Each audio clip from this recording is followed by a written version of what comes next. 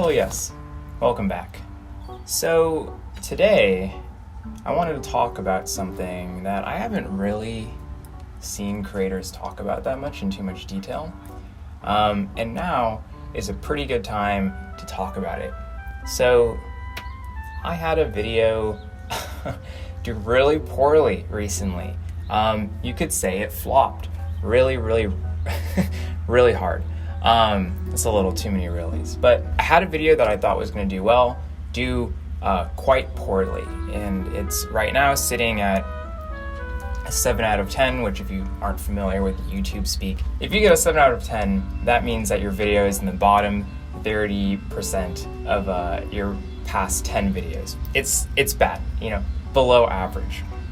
And I had this happen for me with a video that I really thought was going to do really well. But that's not what's happened so far, and granted, it hasn't been that long. It's been a handful of days. But things aren't looking up right now, and I'm not going to try and bank on anything miraculous happening that will push it over the edge.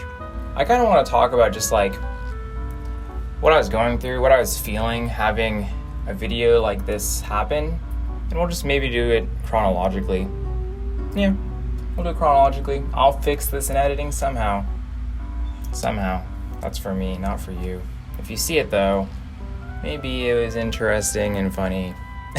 Yeah, so several months ago, back in March, I spent a lot of time, basically 2 months of work, on researching and writing the script for a video about StarCraft 1, which in my eyes is pretty much the first big major esport to ever hit the world and take people by storm, to make waves in competitive gaming. I was really enamored with this story. I'd heard tales from friends who were into the StarCraft scene in the past, and I really wanted to learn about the game for myself and then turn it into a video where I could share what I had found. There was a lot of love put into that video because I respect StarCraft tremendously.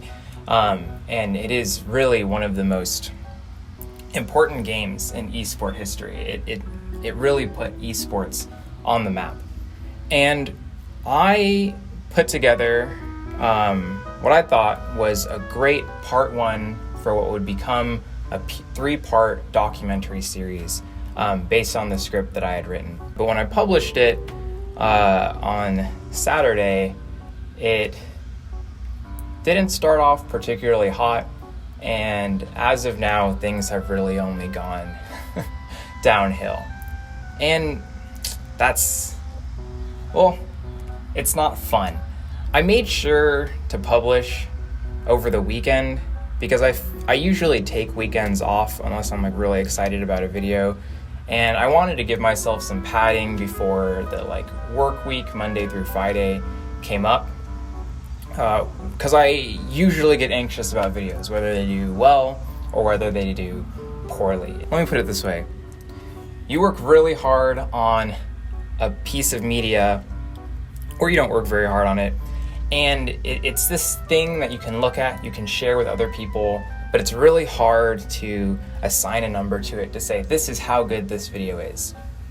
And that's a very subjective task, but when you upload your video to YouTube, YouTube is pretty good at pretty quickly narrowing down your video to a value. In particular, how many people want to click on your video and how long do people want to watch your video for. Those two things don't really correlate directly with the quality of a video, but in terms of the value of a video as a product that will keep people on the YouTube platform and get people to watch ads, it's a pretty good metric.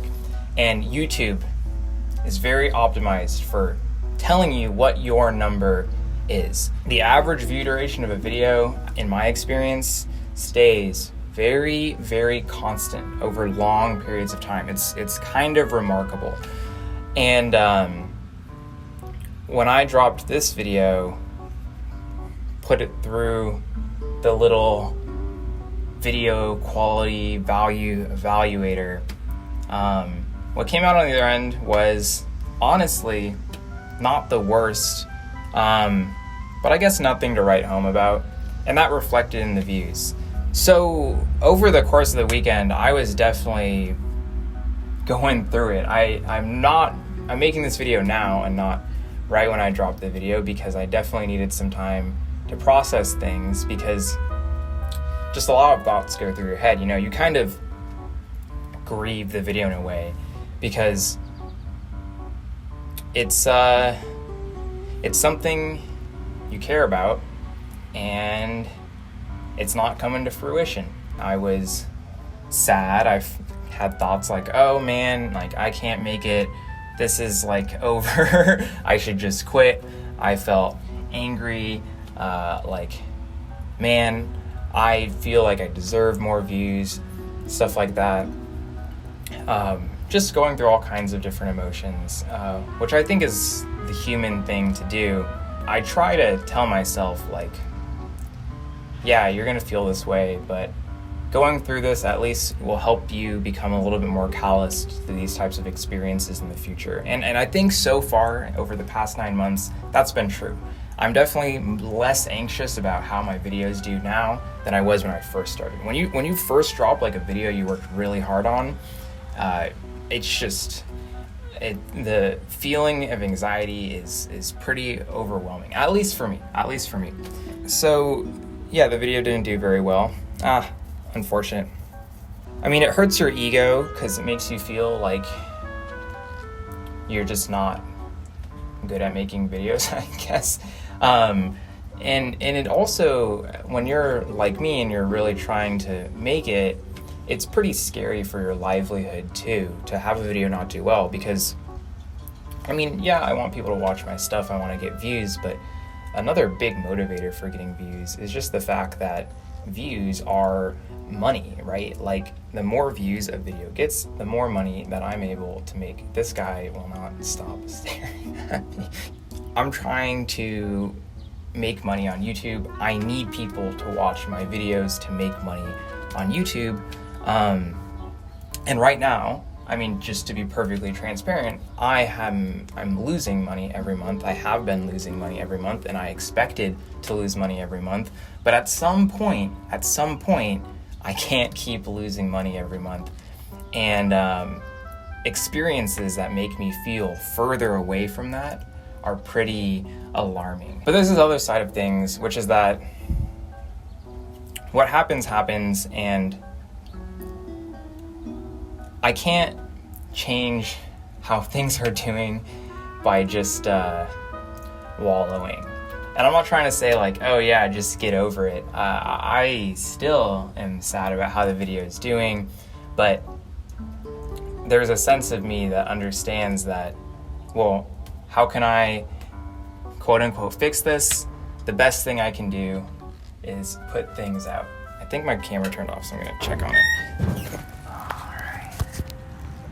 What was I saying? Views are my livelihood. The only thing you can do is move on and make something better for next time.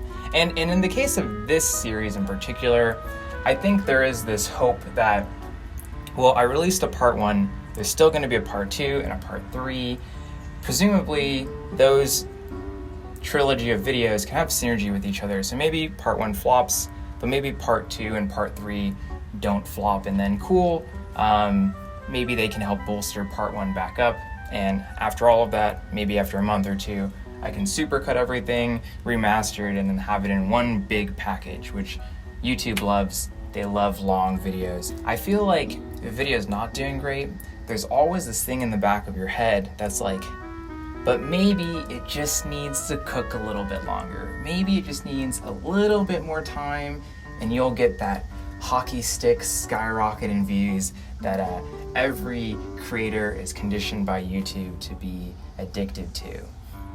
But you don't know when it's gonna happen, ever, or if it's gonna happen at all. And actually, I think more often than not, at least if you're my size, it doesn't happen.